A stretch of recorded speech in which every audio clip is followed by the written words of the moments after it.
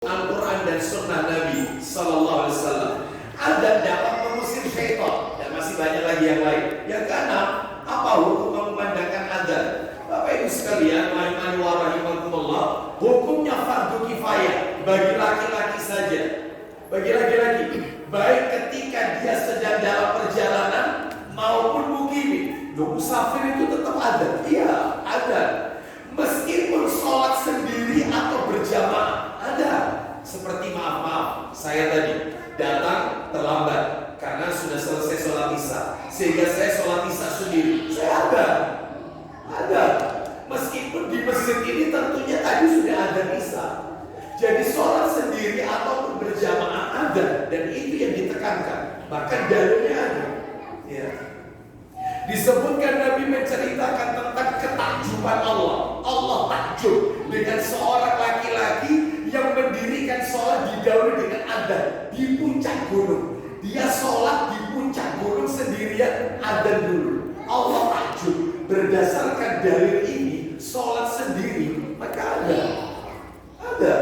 Ya, baik. Sekalipun di masjid itu sudah ada, ya kita adzan sendiri, nggak usah pakai pengeras suara, ya, seperti itu, dan tidak perlu dikeraskan. Dan masih banyak lagi tentunya, baik itu sholat yang diqadha maupun yang secara langsung, ya, baik. Jadi ini yang ketujuh, apa keutamaan adzan dan iqamah? Banyak keutamaannya, ya, keutamaan adzan banyak. Apalagi para muadzin.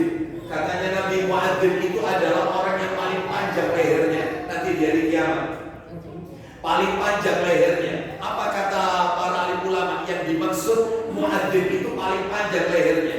Disebutkan oleh Syekh Muhammad bin Shalih Al-Utsaimin rahimahullah, makna hadis yang mengatakan muadzin itu paling panjang lehernya adalah yaitu orang yang paling banyak memiliki ganjaran pahala, keutamaan.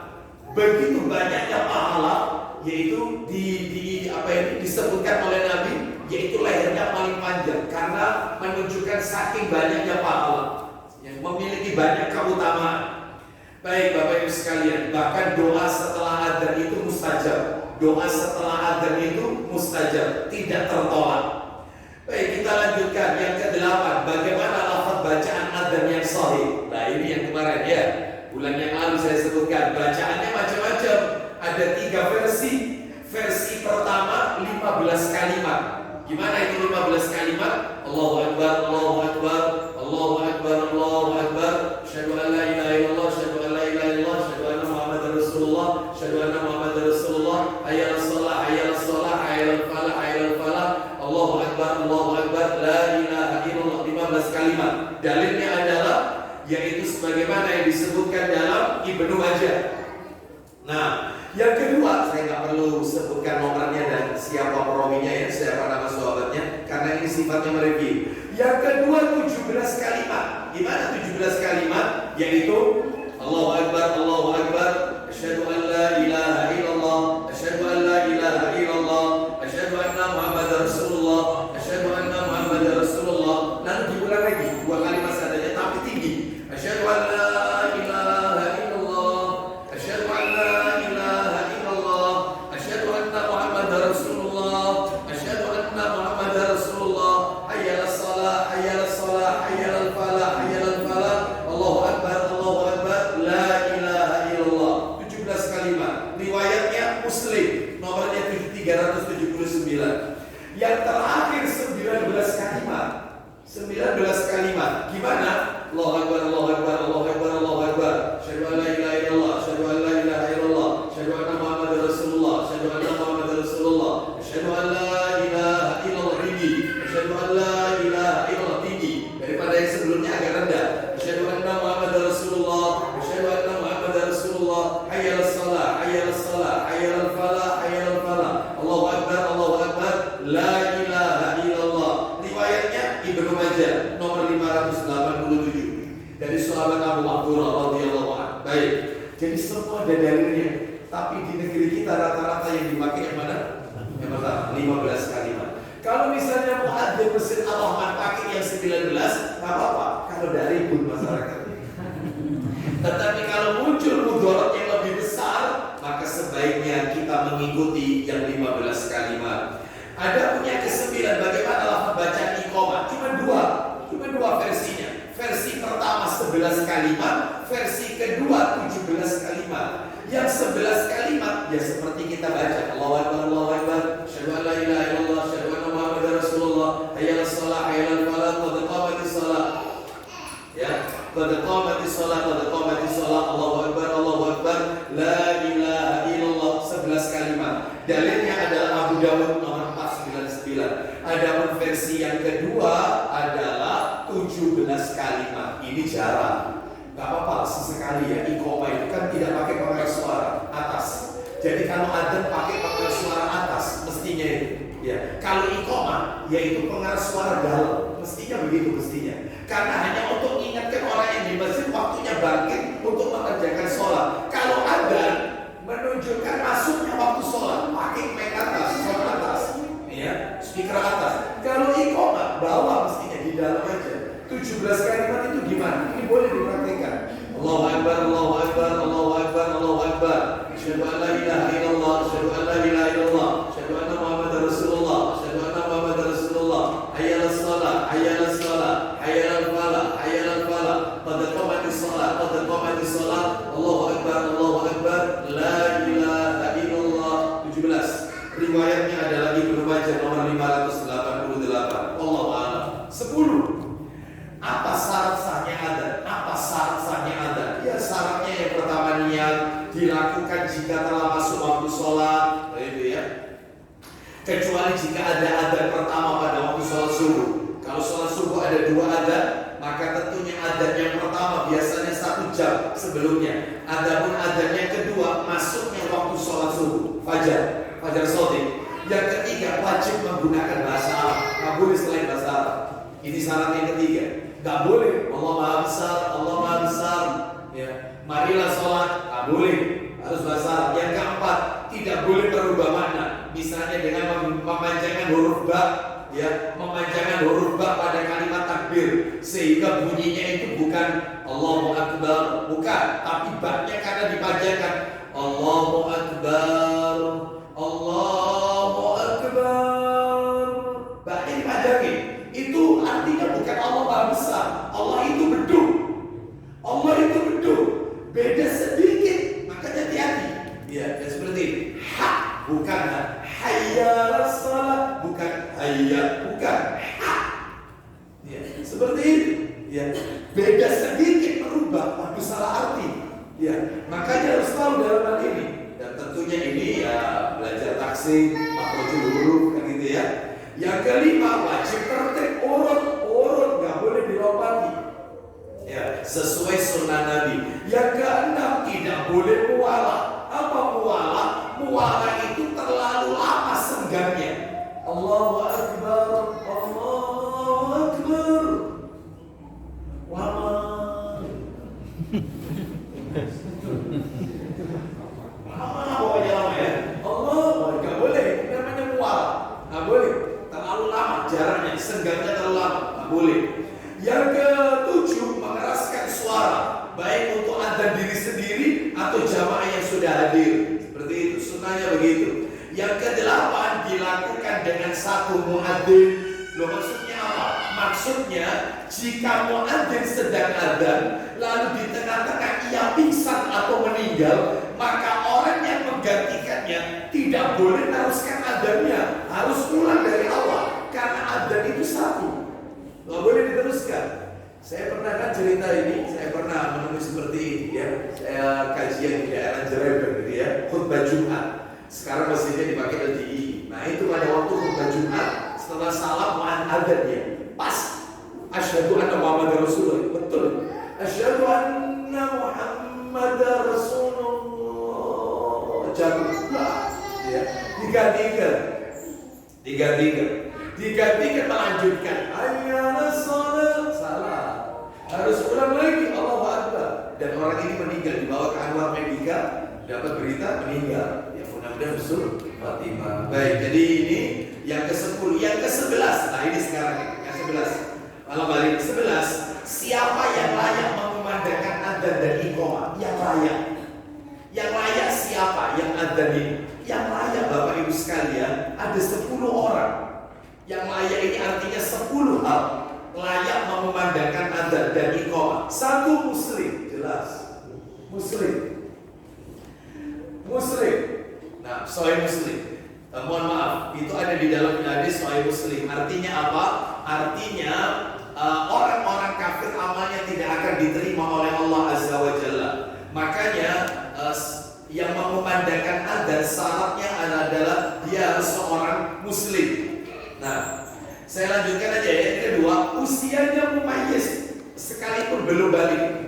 Mumayyiz itu Bapak Ibu usia di mana dia sudah membedakan mana yang benar, mana yang salah.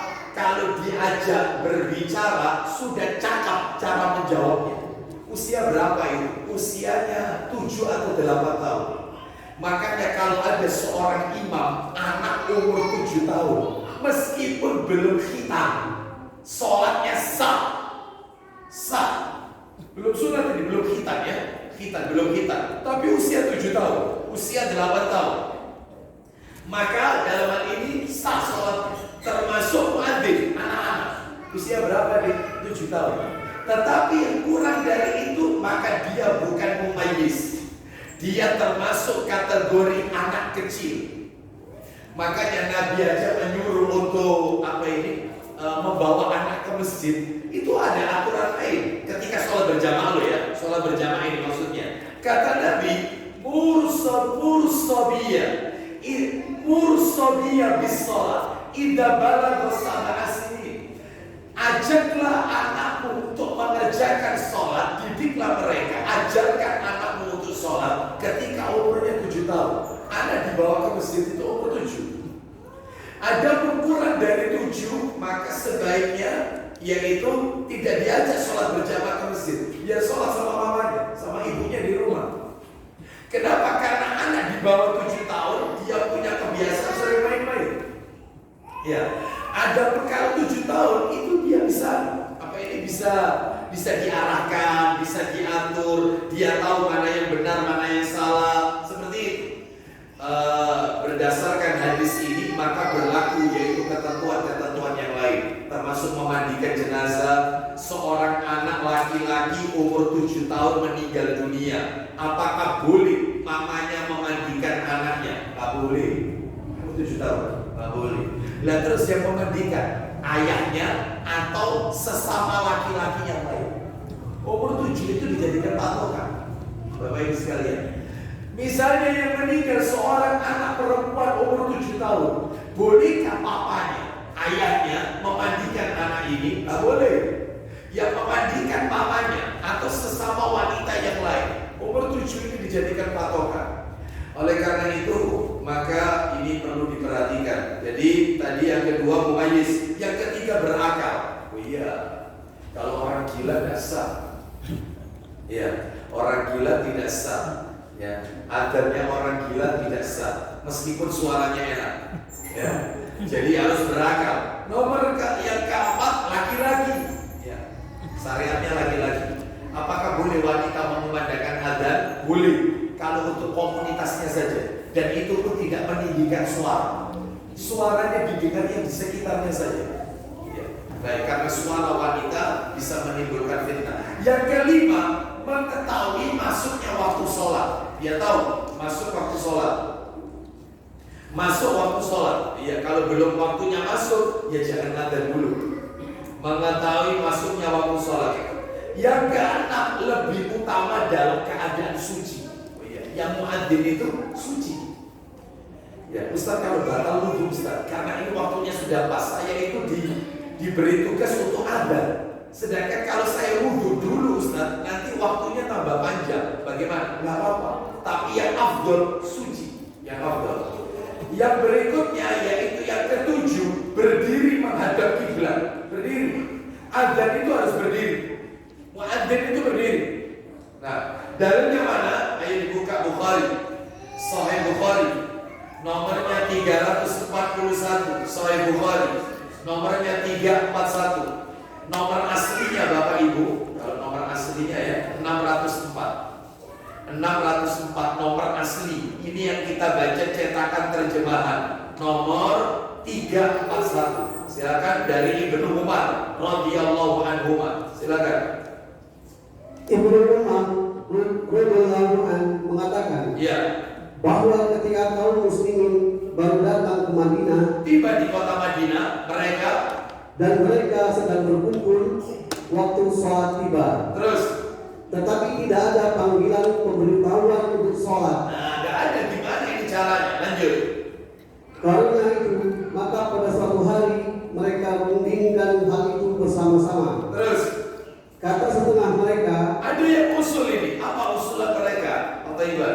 buatlah lonceng seperti lonceng kaum Nasrani. Baik, apa dan sebaiknya pakai lonceng seperti lonceng Nasrani. Kalau lonceng itu berbunyi berarti masuk waktu sholat. Lanjut. Kata yang lain, buatlah trompet seperti trompetnya orang Yahudi. Nah, bagaimana kalau pakai trompet aja seperti Yahudi? Kalau terdengar suara itu berarti sudah masuk waktu sholat. Lanjut. Kata Umar bin Khattab, mengapa tidak disuruh saja seorang laki-laki memanggil sholat? Tuh, laki-laki ya, bukan perempuan. Kenapa tidak kalian suruh saja seorang laki-laki untuk mengumandangkan panggilan sholat? Terus apa jawaban Rasulullah? Silakan. Kata Nabi Sallallahu Alaihi Wasallam, hai Bilal, Hai Bilal, berdirilah. nah ini poinnya. Hai Bilal, bangkitlah, berdiri. Lanjut. Panggil orang yang sholat. Baik.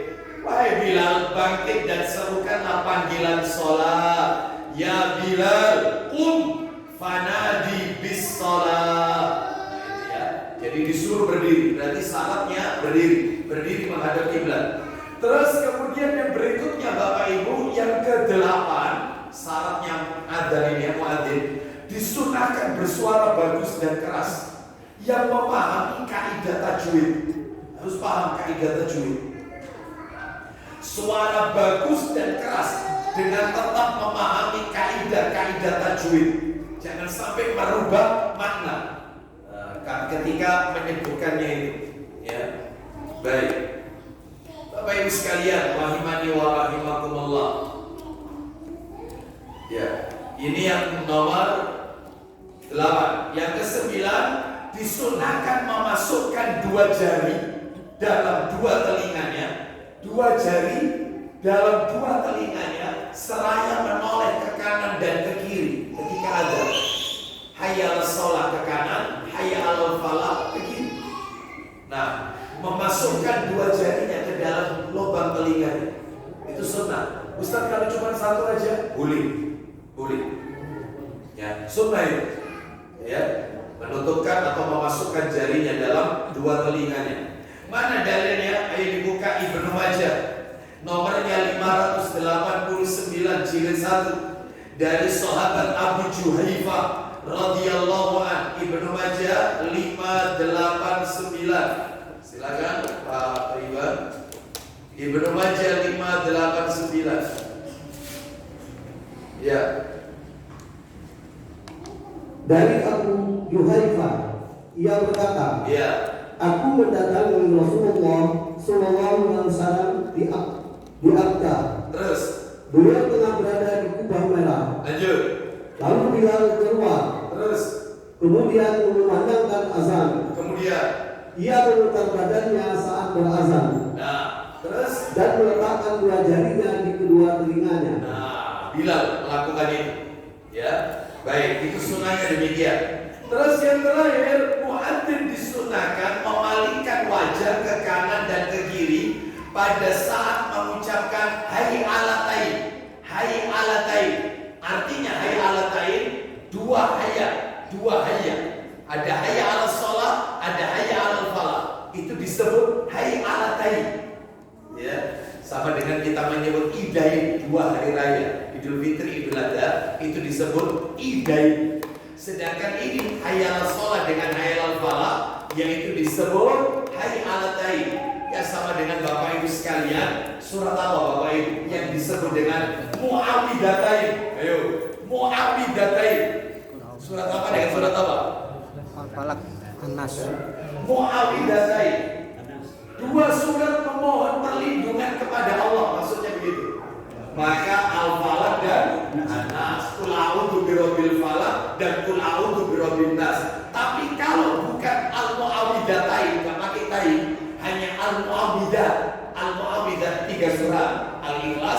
Al-Falaq, An-Nas. Tapi kalau ada taim, yaitu berarti dua, Al-Falaq dan An-Nas. Begitu juga ini, hayya 'ala taim, dua hayya. Ada hayya 'ala shalah, ada hayya 'alal falaq. Itu sambil rolling ke kanan dan ke kiri. Mana dalilnya? Sahih Muslim.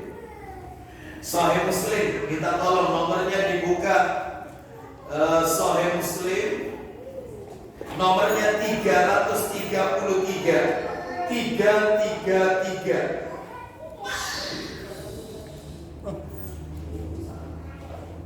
Ya, dari Abu Sa'id Al-Khudri. Nah, Abu Sa'id Al-Khudri, silakan. Dari Abu Sa'id Al-Khudri radhiyallahu anhu, katanya Rasulullah sallallahu alaihi wasallam bersabda, "Idza sami'tumun nida faqulu mislama yaqulul muadzin." Oh, bukan ini ya. Masih tadi yang Sahih Muslim tadi sebenarnya, yaitu lanjutannya di nomor 454. Coba dibuka 454 dari Abu Juhaifah yang tadi, Sahih Muslim. Baik, kita lanjutkan aja Bapak Ibu sekalian ya. Kita lanjutkan nomor 12. Apa yang disunahkan bagi orang yang mendengarkan adzan? Nah, ini panjenengan kalau mendengar adzan, apa yang harus panjenengan lakukan? Ada 5. Ingat-ingat ya. Kita kalau mendengarkan adzan, itu yang harus kita lakukan 5. Apa itu? 1. Yang pertama mengucapkan sebagaimana yang diucapkan muadzin. Muadzin mengucapkan apa, kita yang mendengar juga kita mengucapkan. Allahu Akbar, Allahu Akbar, Allahu Akbar, Allahu Akbar. Begitu nanti hayya 'alas shalah, la haula wala quwwata illa billah. Terakhir, la ilaha illallah, la ilaha illallah. Tirukan apa yang dibaca muadzin. Dalilnya di mana? Dalilnya ada di dalam Sahih Muslim. Yang barusan tadi, yang keliru tadi, 333. 333 Abu Sa'id Al-Khudri yang sempat dibaca oleh Pak Thaiban tadi awal-awalnya. Kita dengarkan. Nabi sallallahu alaihi wasallam bersabda, "Idza sami'tumun nida faqulu misla ma yaqulul muadzin." Silakan 333. Silakan. Dari Abu Sa'id Al-Khudri radhiyallahu anhu, katanya Rasulullah sallallahu alaihi wasallam bersabda, Apa isi sabdanya? apabila kamu mendengar azan, maka ucapkan pulalah apa yang dibawa muadzin itu. Baik, apabila kalian mendengar azan, ucapkan pula apa yang dibaca oleh muadzin. Jadi yang pertama, ucapkan sebagaimana diucapkan muadzin. Yang kedua, yaitu membaca. Nah, ini harus dihafalkan ini. Membaca setelah azan, membaca asyhadu an la ilaha illallah wahdahu la syarikalah, ya, wa asyhadu anna Muhammadan abduhu wa rasuluh. Itu. Terus disambung, raditu billahi rabba wa bil islami dina. Ya, boleh. Tetapi yang benar kalau setelah azan itu raditu billahi rabba wa bi Muhammadin rasula wa bil islami dina. Jadi agak sedikit beda dengan zikir pagi petang. Kalau zikir pagi petang yang dibaca 3 kali itu raditu billahi rabba wa bil islami dina wa bi Muhammadin sallallahu alaihi wasallam nabiyya, ketiga kali. Ini tidak. Setelah ada raditu billahi rabba wa bi Muhammadin rasula wa bil islami dina. Itu setelah asyhadu an la ilaha illallah wahdahu la syarikalah wa asyhadu anna Muhammadan abduhu wa rasuluh. Di mana itu dalilnya? Dalilnya adalah disebutkan di dalam Sahih Muslim, nomornya 336. 336. Ya, silakan. Dari Sa'ad bin Abu Waqqas radhiyallahu anhu. 336 ya, nomor cetakan terjemahan. Kalau nomor aslinya 386. Silakan. Dari Sa'ad bin Abu Waqqas radhiyallahu anhu, dari Rasulullah Sallallahu Alaihi Wasallam. Ya. Sabdanya, Barang siapa? siapa yang mendengar muazin menyerukan azan, Terus. lalu dia mengucapkan, Ya. Asyhadu an la ilaha illallah Terus. wa asyhadu la syarika lah Wahdahu la syarikalah. wa asyhadu anna Muhammadan abduhu wa rasuluh. Terus. Raditu billahi rabba Terus. wa bi Muhammadin rasulullah Nah itu terus. wa bil Islam dina. Maka lanjut. Aku mengaku tidak ada Rabb selain Allah, satu-satunya, Kemudian. tidak ada sekutu baginya, Terus. dan bahwa Muhammad hambanya dan Rasulnya. Kemudian. Aku suka Allah menjadi Rabbku, Aku ridho. Terus. Muhammad sebagai Rasul, Lanjut. dan Islam jadi agamaku. Siapa yang mengucapkan kalimat itu atau ibadah? Lanjut. Maka diampuni Allah dosa-dosanya. Allah ampuni semua dosa-dosanya. Tadi ya, jadi yang kedua, yang pertama menirukan muadzin, yang kedua setelah la ilaha illallah silakan dibaca. Asyhadu an la ilaha illallah wahdahu la syarikalah wa asyhadu anna Muhammadan abduhu wa rasuluh. Raditu billahi rabba wa bi Muhammadin rasulah wa bil islami dina. Allah ampuni dosa-dosa kita. Yang ketiga, kan ada 5 yang harus kita lakukan kalau benar ada. Yang ketiga, yaitu membaca sholawat kepada Nabi. Sholawat, Allahumma sholli ala Muhammad. Jadi setelah raditu itu, raditu billahi rabba wa bi Muhammadin rasulah wa bil islami dina, langsung Allahumma sholli ala Muhammad wa ala ali Muhammad kama sholaita ala Ibrahim sampai innaka hamidum majid. Seperti bacaan sholawat yang kita baca ketika kita sholat, disebut dengan sholawat Ibrahimiyah karena menyebutkan Nabi Ibrahim. Adapun selain sholawat ini, entah sholawat nariyah, entah sholawat mujiah, sholawat fatih dan seterusnya, tidak bersumber dari hadis Nabi yang sahih. Nah, yang Nabi ajarkan cuma sholawat Ibrahimiyah, meskipun versinya beda-beda. Ada yang Allahumma sholli ala Muhammad wa ala ali Muhammad kama sholaita ala Ibrahim wa ala ali Ibrahim innaka hamidum majid. Allahumma barik ala Muhammad wa ala ali Muhammad kama barakta ala Ibrahim wa ala ali Ibrahim innaka hamidum majid. Innaka hamidum majidnya 2. Ada yang innaka hamidum majidnya sekali di terakhir. Ada yang tambahan fil alamina innaka hamidum majid. Ada lagi yang bacaannya lain yang lebih bagus ini. Nah, tolong ini ditunggu suburkan, yaitu riwayat Abu Dawud. Ya, ini ditekankan ini. Apa itu? Allahumma sholli ala Muhammad wa azwajihi wa dzurriyyatihi kama sholaita ala ali Ibrahim wa barik ala Muhammad wa azwajihi wa dzurriyyatihi kama barakta ala ali Ibrahim innaka hamidum majid. Ya Allah, berikanlah rahmat kepada Nabi Muhammad, istri-istrinya dan anak keturunannya sebagaimana Engkau memberikan rahmat kepada Nabi Ibrahim dan keturunannya, kepada keluarga Ibrahim. Berikan barokah kepada Nabi Muhammad, istri-istrinya. Jadi mendoakan ummul mukminin, didoakan sama anak keturunannya. Seperti itu, ya. Jadi beda-beda versinya tapi intinya sama. Baik, adapun sholawat selain itu tidak diajarkan Nabi. Jadi intinya baca sholawat. Mana dalilnya? Mana dalil? Setelah azan itu yang nomor 3 tadi baca sholawat. Dalilnya adalah Sahih Muslim nomor 334. Atau ibarat berdekatan nomornya ya, 334. 334. Kalau tadi kan 333, ini 334. Ya, silakan. Dari Abdullah bin Amr bin As radhiyallahu anhu, Ya. katanya dia mendengar Rasulullah SAW bersabda. Nah ini kata Nabi sallallahu alaihi wasallam. Apa kata Nabi? Idza sami'tumul mu'adzina faqulu misla ma yaqul summa sallu alayya fa innahu man shalla alayya salatan sallallahu alaihi biha asyra. Silakan. Apabila kamu mendengar muazin menyerukan azan, maka ucapkan ulanglah apa yang dibaca muazin itu. Itu yang nomor 1 tadi. Terus kemudian bacalah sholawat untukku. nah itu nanti yang nomor 3 ini. Yang nomor 2 yang asyhadu alla tadi. Ini yang nomor 3 baca sholawat dulu. Baca sholawat. Terus lanjut. Karena sesungguhnya orang yang bersolawat bagiku, Allah memberi berkat kepadanya 10 kali. Siapa yang mengucapkan sholawat kepadaku sekali, maka Allah akan bersolawat untuk orang itu 10 kali. Ustaz, yang dimaksud Allah bersolawat itu apa? Maka ulama beda pendapat. Ada sebagian ulama, nanti tak tunjukkan yang roji ya. Ini sebagian ulama mengatakan kalau sholawat itu datangnya dari Allah, itu maksudnya Allah memberi rahmat. Kalau sholawat itu datangnya dari malaikat, maksudnya didoakan ampunan.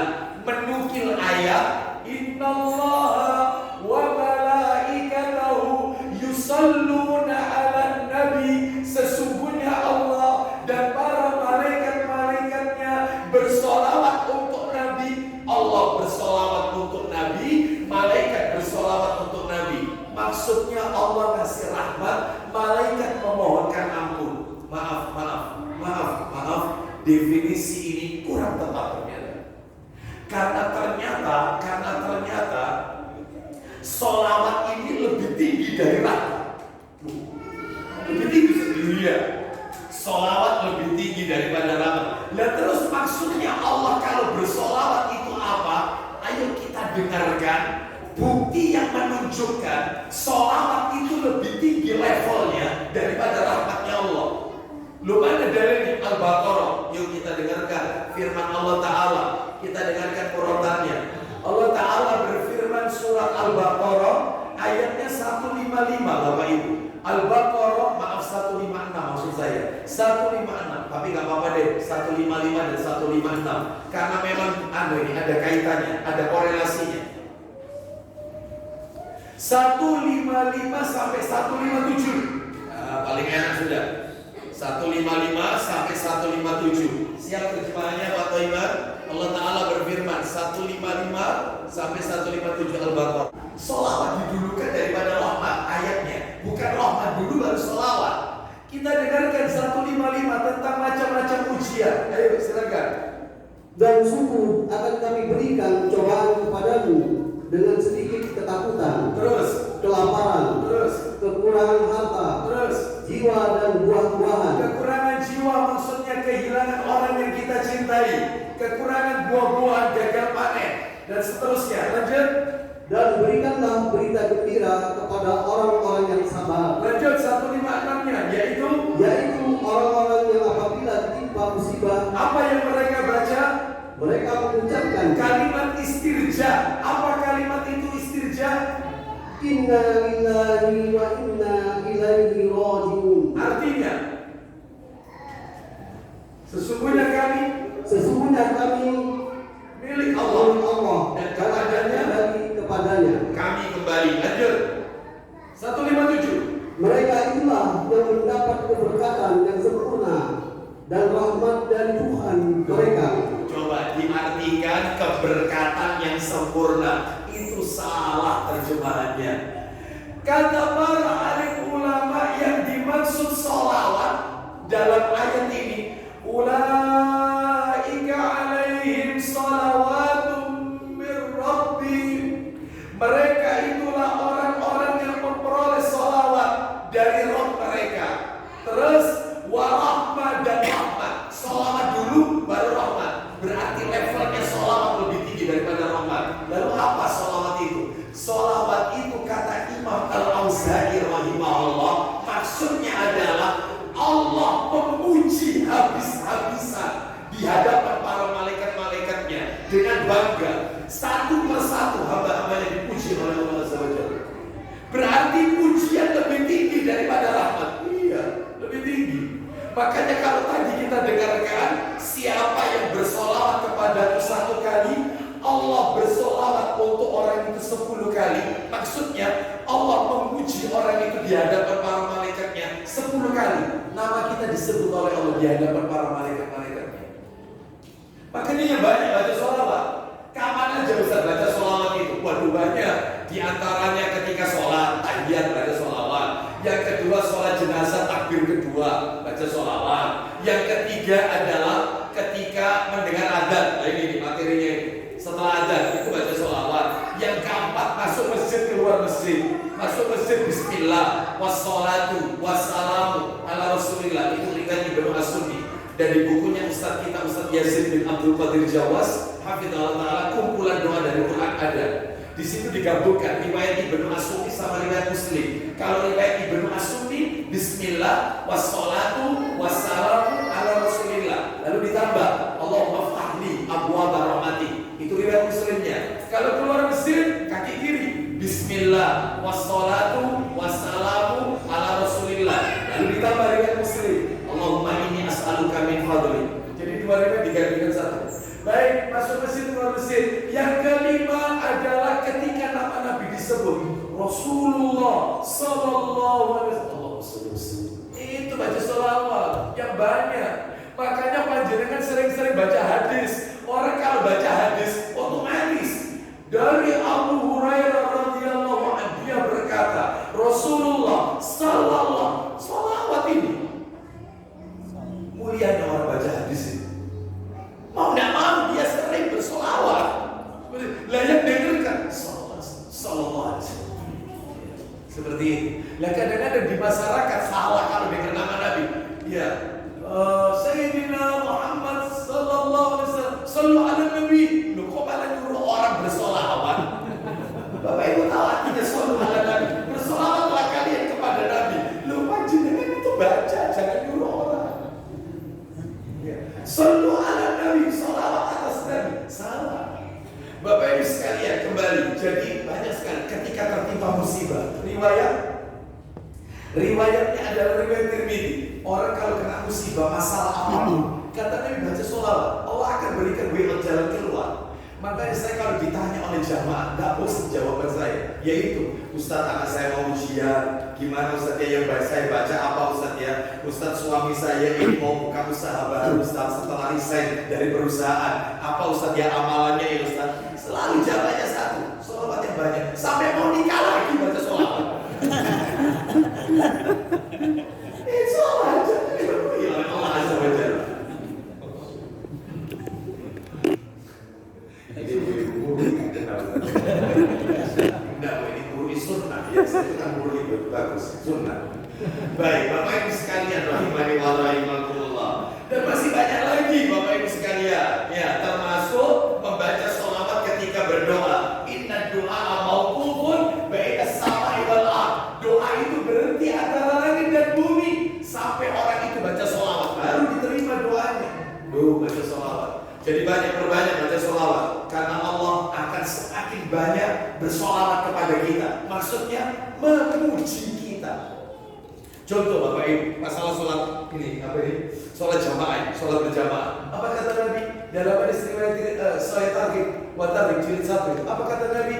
Innallaha wa malaikatahu yusholluna ala saffil awwal. Sesungguhnya Allah dan para malaikat-malaikatnya bersolawat untuk shaf yang pertama. Sahabat tanya, oh ya Rasulullah wa ala sani, bagaimana untuk shaf yang kedua? Jawab lagi sama Nabi, innallaha wa malaikatahu yusholluna ala saffil awwal. Shaf pertama lagi dibacakan sholawat Allah dan para malaikat. Sahabat tanya lagi, bagaimana untuk shaf yang kedua? Wa ala sani, kata Nabi, shaf yang kedua juga dapat. Tapi shaf pertama disebut 2 kali sama Nabi, shaf yang kedua sekali. Artinya sekalipun mereka dapat, yang utama adalah shaf pertama. Ada lagi masalah sholat berjamaah. Bagi kita yang datangnya telat, berada di shaf paling belakang, apa kata Nabi? Soalnya riwayat juga, kalau nggak salah nomornya 505 atau 503. Jilid 1, kata Nabi begini, Innallaha wa malaikatahu yusholluna 'alal ladzina yasiluna suhuf. Sesungguhnya Allah dan para malaikat-malaikatnya mengucapkan sholawat untuk orang yang nyambung shaf atau menutup shaf yang lubang. Dapat meskipun paling belakang. Ada lagi riwayat Abu Dawud, kalau nggak salah nomornya 676. Kata Nabi, Innallaha wa malaikatahu yusholluna 'ala rayatil suhuf. Allah dan para malaikat yang bersolawat untuk mereka yang sholat berjamaah di shaf kanan imam, kanannya kiblat. Saya pernah nyampaikan kayak gini, semua jamaah bingung semua. Sebelah kanannya imam, ya. Jadi yang sebelah sini kosong. Padahal bukan itu, tetap menyambung shaf itu juga dapat. Ya. Belum lagi, yaitu yang lebih kita bikin merinding lagi. Nabi pernah mengatakan, Innallaha wa malaikatahu wa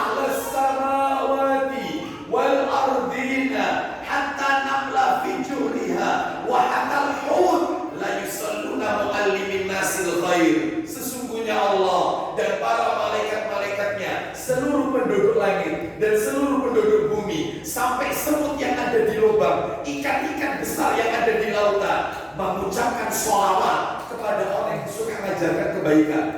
Oh itu. Dan terus kalau dari Allah bersolawat, tadi katanya Allah memuji. Kalau dari malaikat didoakan ampunan. Nah kalau tadi penduduk langit, penduduk bumi, semut yang ada di lubangnya, ikan-ikan besar yang ada di lautan, itu maknanya apa mereka bersolawat? Maknanya sama. Mereka mengucapkan doa ampunan untuk orang yang suka mengajarkan kebaikan kepada orang lain. Yang namanya mengajarkan kebaikan kepada orang lain tidak harus urusan Libya atau gelar LC, enggak. Siapapun di antara kita bisa ajarkan kebaikan semampu kita. Nah, makan tangan kanan, jangan tangan kiri. Simpel. Kalau pakai sandal kaki kanan dulu, ya. Kalau pas sandal kaki kiri, ya. Kamu kalau bersisir mau sekolah, tolong rambut sebelah kanan dulu. Karena Nabi mencontohkan. Ajarkan yang simpel-simpel aja. Maka kita mendapatkan sholawat, yaitu dari Allah, malaikatnya dan seterusnya tadi. Baik, Bapak Ibu sekalian, kita lanjutkan bersolawat. Terus setelah adzan yang keempat, membaca doa setelah adzan. Ada doanya. Teruskan Pak Toiban, tadi kan belum kelar. Belum kelar, ulang lagi tadi. Yang hadis nomor berapa tadi itu? 334, 334, tetap 334. Kita masih di 334 Pak Toiban, silakan. Sesudah itu mohonkanlah bagiku kepada Allah, Yaitu al-wasilah. Al-wasilah. Sesudah itu setelah baca sholawat sampai innaka hamidum majid, baru baca doanya. Allahumma rabba hadhihi da'wati tammah wassalatil qa'imah ati Muhammadanil wasilah wasilah wal fadilah wa ba'athu maqama mahmuda. Maqama mahmuda itu Bapak Ibu tahu yang dimaksud maqama mahmuda Firdaus. Tempat tertinggi yaitu Firdaus. Firdaus bukan nama surga. Firdaus adalah nama tempat tertinggi di dalam surga yang letaknya di bawah arasnya Allah. Ini Firdaus. Makanya sampai Nabi pernah mengatakan kalau kau meminta, mintalah Firdaus. Karena tempat tertinggi di bawah arasnya Allah Azza wa Jalla di surga. Surga apa? Dia berada di posisi paling tinggi. Nah, oleh karena itu maka maqama mahmuda itu yaitu Firdaus itu maksudnya tempat tertinggi. Bapak Ibu sekalian, jadi ini menunjukkan kepada kita. Jadi baca tadi, ada pun doa setelah ada yang pakai tambahan apa itu innaka la tukhliful mi'ad. Itu riwayatnya lemah, tidak sahih, ya.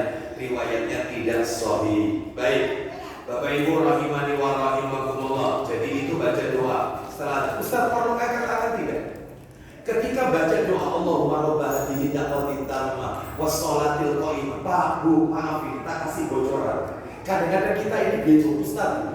Mana sih Ustaz doa itu yang harus pakai mengangkat tangan sama doa yang tidak perlu pakai angkat tangan? Gampang rumusnya, gampang. Semua doa-doa yang dijadikan wirid dalam kehidupan kita, doa masuk toilet, doa mau menjima istri, doa masuk masjid, doa keluar masjid, doa makan, doa setelah makan, atau doa bangun tidur, doa mau tidur, pokoknya jadi wirid keseharian itu. Maka tidak perlu angkat tangan karena nggak ada dalilnya.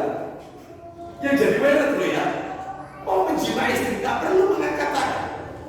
Bismillah, Allahumma jadi minasyaitan. Apalagi syaitan ini diarahkan ke istri. Bismillah, Allahumma jadi minasyaitan. Jadi syaitan malah saktan. Ya, itu malah pasti istri tanya kenapa kau diarahkan syaitan. Ya, memangnya aku kayak setan loh. Lebih. Apa gak jadi insya gak jadi. Bapak Ibu sekalian, jadi semua masa masuk masjid yaitu angkat tangan. Ya, Bismillah, wassalatu wassalamu ala Rasulillah, Allahumma ftahli. Gak perlu, termasuk setelah adzan itu wirid itu. Setelah adzan ada doa kan gitu. Maka semua doa yang dijadikan wirid keseharian tidak perlu angkat tangan. Nanti setelah wirid setelah adzan kan ada doa tadi. Wiridnya Anda baca, setelah itu nunggu iqamah, silakan Anda mengangkat tangan. Ya Rabb, ampunilah dosa-dosa. Rabbana atina, Rabbana la tuzigh qulubana, Rabbana hab lana, Rabbana ighfir li walidayya wa lil mu'minina yawma yaqumul hisab, Rabbi ighfir li walidayya wa liman dakhala baitiya mu'minan wa lil mu'minina wal mu'minat. Silakan akan bebas, gitu ya. Minta ilmu yang manfaat dan seterusnya. Itu mengangkat tangan. Seperti gambaran terakhir tahajud, mengangkat tangan. Ketika mendengar ayat jantan berkokok di tengah malam, karena dia berkokok melihat malaikat rahmat, mengangkat tangan berdoa, banyak meminta kepada Allah. Itu hujan turun, mengangkat tangan. Karena nggak ada wirid doa ketika hujan turun. Kecuali ada Allahumma shayyiban nafi'an. Itu nggak perlu itu. Allahumma shayyiban nggak pakai angkat tangan. Allahumma shayyiban nafi'an nggak perlu angkat tangan karena itu wirid. Ada doanya. Tapi setelah itu silakan. Bisa dipahami Bapak Ibu ya. Jadi doa-doa yang dijadikan rutin wirid itu nggak perlu angkat tangan. Masuk toilet angkat tangan. Allahumma inni a'udzubika keluar toilet gufrona. Nggak bisa. Karena itu wirid. Baik, Bapak Ibu sekalian, jadi itu membaca doa setelah adzan. Yang terakhir, yang kelima, Bapak Ibu, yang kelima, tugas kita kalau dengarkan adzan, yang kelima, memperbanyak doa antara adzan dan iqamah. Perbanyak. Nah, yang ini angkat tangan Bapak Ibu, pakai mengangkat tangan. Ya, pakai mengangkat tangan. Memperbanyak doa. Mana dalilnya? Ayo dibuka Abu Dawudnya. Abu Dawudnya dibuka. Oh, sebentar. Mohon maaf, Sahih Targhib maksud saya. Sahih Targhib jilid 1 nomor 265. 265 dari Anas radhiyallahu anhu. Silakan. Ayo.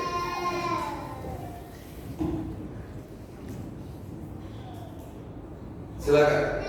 Dari Anas bin Malik radhiyallahu anhu bahwa Rasulullah sallallahu alaihi wasallam bersabda, apa isi sabdanya? doa antara azan dan iqamah tidak ditolak. Doa antara adzan dan iqamah tidak ditolak. Itu bukan hanya itu Bapak Ibu. Saya tadi sampaikan ketika khutbah Jumat di Masjid Al-Iqsa, Teguh Permai, saya sampaikan yaitu terbukanya pintu-pintu langit dan terkabulnya doa itu kemungkinan besar pasti diterima oleh Allah. Nabi sendiri yang mengatakan kalau pintu-pintu langit sudah dibuka, maka peluang bagi doa tersebut dikabulkan itu besar, peluangnya besar. Di antaranya adalah setelah adzan.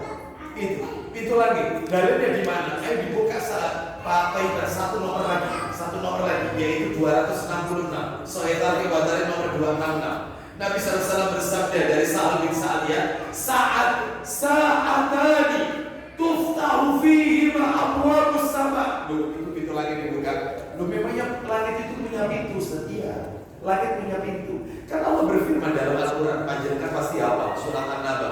Wa futihatis sama'u fakanat abwaba. Dan apabila pintu-pintu langit sudah dibuka, setiap langit punya pintu. Ya, lanjut. Ayo. Dari Sa'ad bin Sa'ad radhiyallahu anhu, Ya. dia berkata, Ya. Rasulullah sallallahu alaihi wasallam bersabda, Apa isi sabdanya? dua waktu yang padanya pintu-pintu langit dibuka. Dua waktu yang padanya pintu-pintu langit dibuka. Kapan itu kata Iman? Wa qallama turaddu ala da'in da'watu. Silakan. Dan jarang sekali orang yang berdoa pada waktu itu ditolak doanya. Jarang sekali. Berarti peluangnya besar. Kapan itu? Indah hudurin nida. Silakan. Ialah pada saat seruan azan dikumandangkan. Terus yang kedua, wasafi fi sabilillah. Dan pada saat berbaris dalam perang di jalan Allah. Pada saat posisi berbaris kaum muslimin, yaitu untuk melakukan penyerangan di jalan Allah, jihad di jalan Allah. Itu pintu lagi dibuka. Doanya peluangnya besar untuk diterima. Termasuk ketika iqamah, waktunya sempit memang. Habis iqamah itu, la ilaha illallah, kan pasti imam itu mengarahkan makmum untuk yaitu merapatkan barisan. Sawu sufufakum istawu wala ta'talifu. Ya dan seterusnya kan, itu sempit. Gunakan untuk berdoa. Doakan untuk orang tua. Sempit itu. Kenapa? Karena saat iqamah itu pintu lagi dibuka. Coba dibuka nomor 260. Mundur dikit. 260. Nabi SAW bersabda, "Idza thuwiba bis-salati futihat abwabus sama wastujibat du'a." Silakan. Dari Jabir radhiyallahu bahwa Nabi SAW bersabda, Silakan. apabila iqamah sholat dikumandangkan, Iqamah sudah dikumandangkan. Lanjut terus. maka pintu-pintu langit dibuka Terus. dan doa dikabulkan. Doa dikabulkan. Sempit memang waktunya, tapi manfaatkan. Doa-doa jami aja. Doa jami itu doa yang singkat, tapi memiliki kandungan makna yang besar. Ya contohnya Rabbana atina fid dunya hasanah.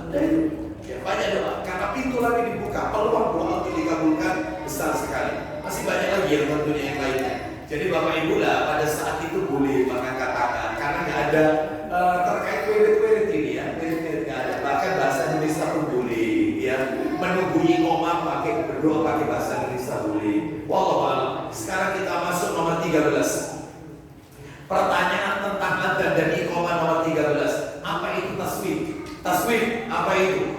Taswib Bapak Ibu sekalian. Sebentar. Ada yang kelewati, perlu saya jelaskan. Sebelum masuk nomor 13, muncul pertanyaan, Ustaz, yang baca doa itu tadi, 5 tadi itu, mohon maaf, termasuk yang baca asyhadu an la ilaha illallah, terus raditu billah, terus baca sholawat, terus baca doa. Tadi setelah ada Allah barobadi, tamati taman, terus kemudian doa antara adzan dan iqamah tadi. Itu semua Ustaz, muadzinnya baca enggak? Muadzinnya. Apa cukup yang mendengarkan kok? Muadzinnya baca enggak? Maka yang saya baca Bapak Ibu, memang ulama beda pendapat. Yang saya baca, pendapat yang kuat adalah muadzin tetap membaca. Jadi dia setelah la ilaha illallah, maka dia menirukan la ilaha illallah karena dia mendengar.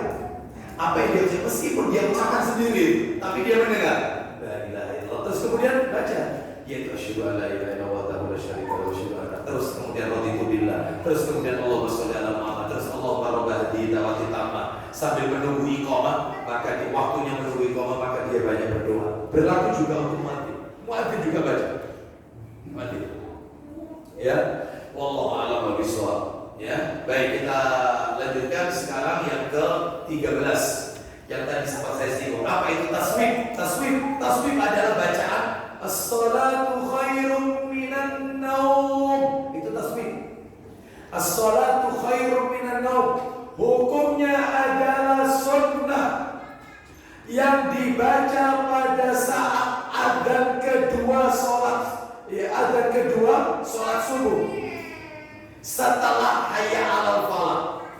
Jadi kalau sholat subuh itu ada 2 kali adzan. Adzan pertama 1 jam sebelumnya. La taswib itu as-sholatu khairum minan naum itu dibacanya saat adzan kedua, ya adzan subuh, bukan adzan yang pertama. Jadi adzan pertama itu nggak pakai as-sholatu khairum minan naum. Lihat di Makkah sama Madinah. Makkah Madinah itu subuhnya adzan 2 kali. Itu adzan pertama 1 jam sebelum subuh itu nggak pakai as-sholatu khairum minan naum, nggak ada. Begitu masuk waktu subuh, as-sholatu khairum minan naum. Dan itu dibaca setelah hayya 'alal falah. Hayya 'alal falah, ya, baru as-sholatu khairum minan naum, baru kemudian Allahu akbar, baru terakhir la ilaha illallah. Kita lanjutkan 14. Bagaimana lafaz adzan jika terjadi hujan deras, angin kencang atau wabah menyerang, termasuk corona? Nah, semua lockdown waktu itu ya, kita sudah lewati masa itu. Alhamdulillah Allah memberikan kondisi yang lebih baik daripada sebelumnya. Baik, bagaimana lafaz adzan jika terjadi hujan deras? Muadzin lihat kondisi di luar, hujan deras, bukan gerimis ini, hujan deras, atau angin kencang, ya, atau wabah menyerang. Yang apabila orang masuk ke masjid maka dimungkinkan akan terjadi penularan. Wabah menyerang, sebagaimana yang pernah kita lewati ini ya. Baik, dimulai dari pada bulan Maret ya, insya Allah di negeri kita ini tahun 2020 ini, COVID ini. Baik, maka jawabannya ini 1. Ketika ada hujan atau angin kencang yang sekiranya dapat memberatkan jamaah untuk pergi ke masjid, berat, ya. maka disyariatkan bagi muadzin menambah lafaz adzan. Menambah lafaz adzan. Hujan deras atau angin kencang akan menyulitkan jamaah ini sudah untuk ke masjid. Maka caranya tambahkan lafaz adzannya, yaitu lafaznya ada dua. Boleh pilih salah satu.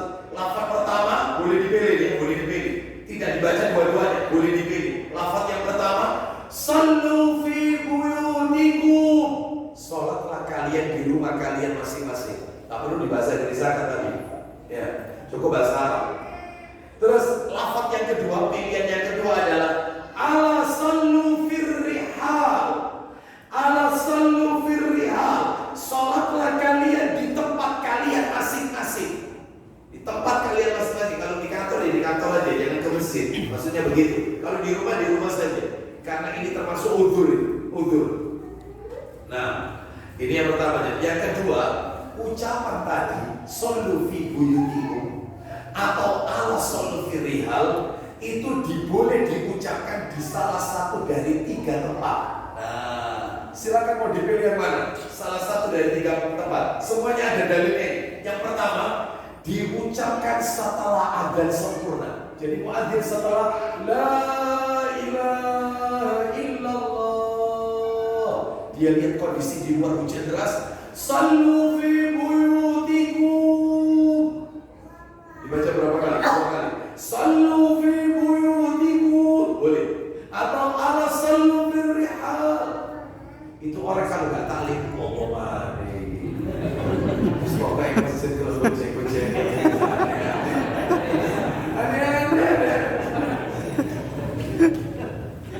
Ya, kalau nggak taklim sabar. Ya, seperti itu sabar.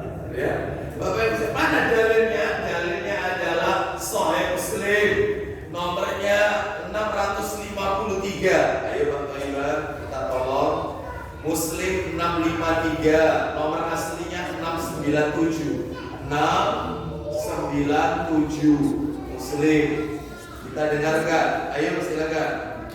Dari Nabi Sallallahu Alaihi katanya, pada suatu malam yang dingin dan berangin, Ibnu Umar azan untuk sholat, lalu dia membaca Allah sallu fi rihal. Ya. Silakan sholat di tempat masing-masing. Terus. Setelah selesai azan, dia berkata. Nah, jadi itu diucapkan setelah selesai azan.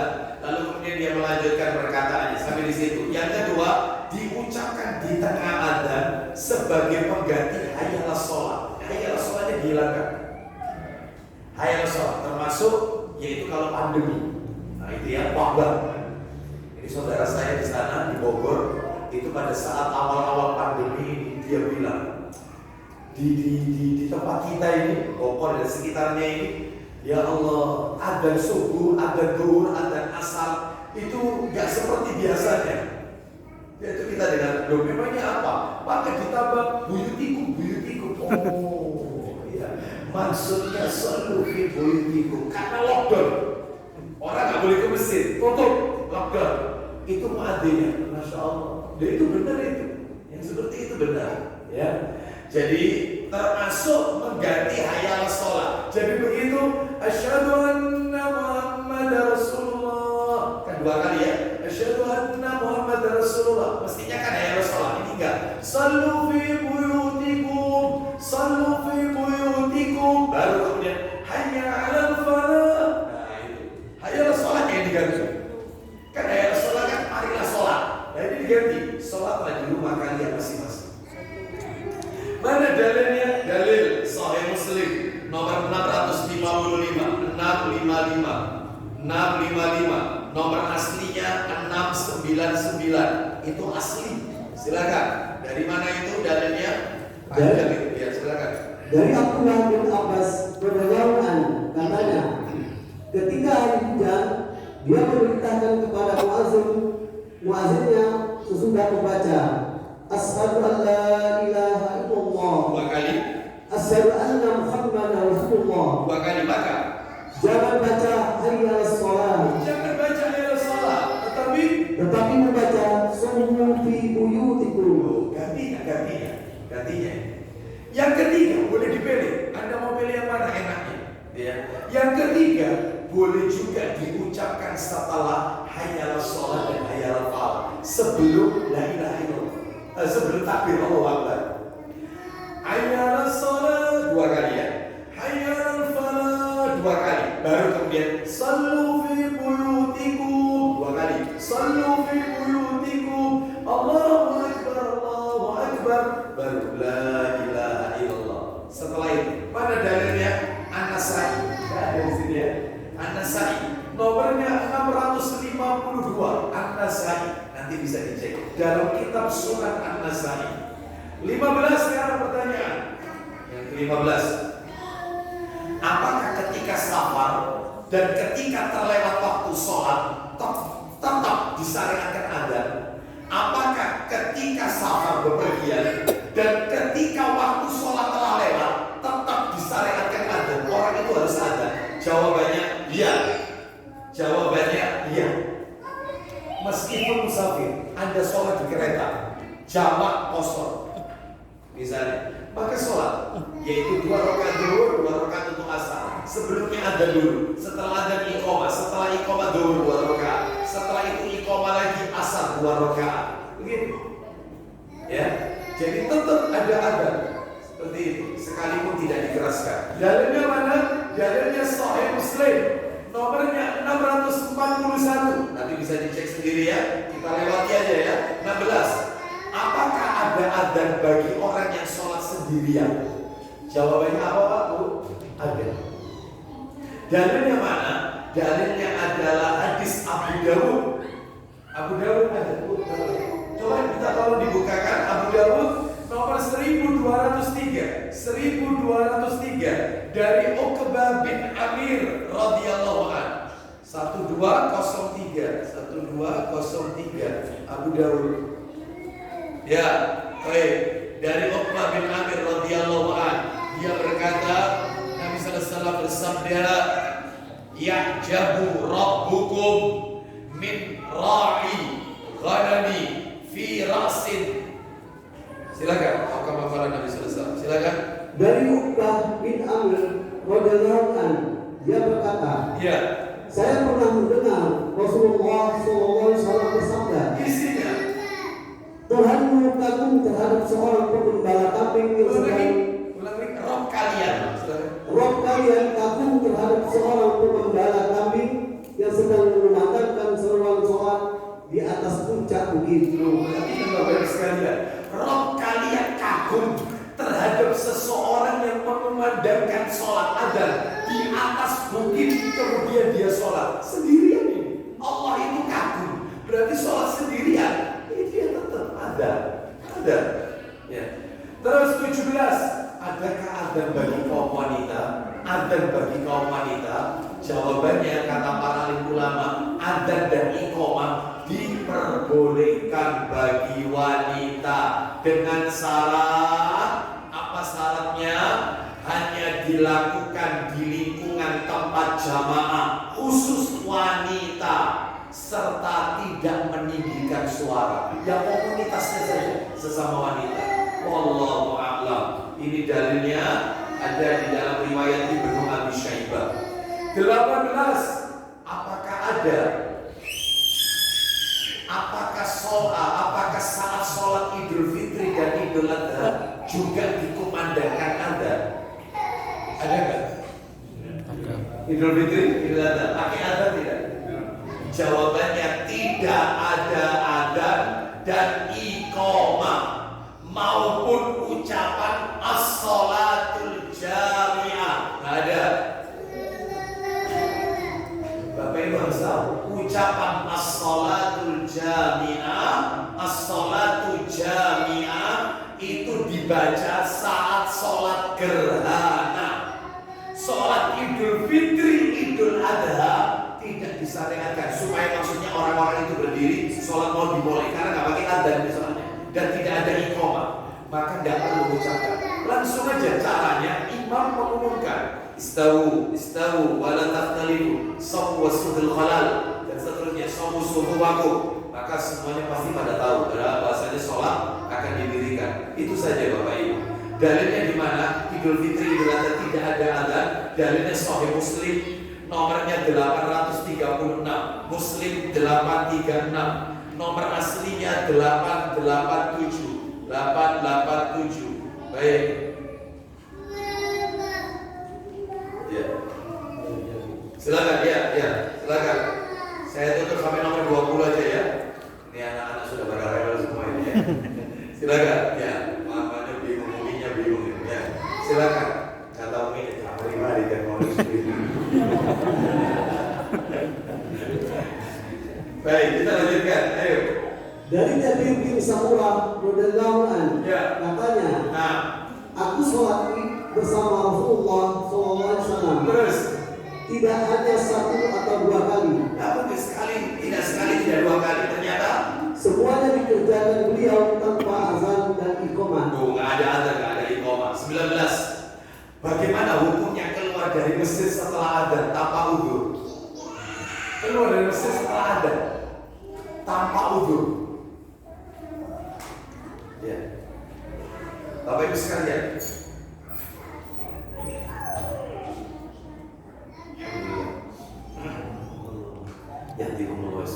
baik, kita lanjutkan. Bagaimana keluar masjid? Contoh. Ketika dengar adzan, ini belum iqamah ya, adzan. Ternyata panjenengan membaca di grup yaitu WA, ada kajian di masjid lain. Anda sholat subuh di Al-Makrim Kopali Juanda.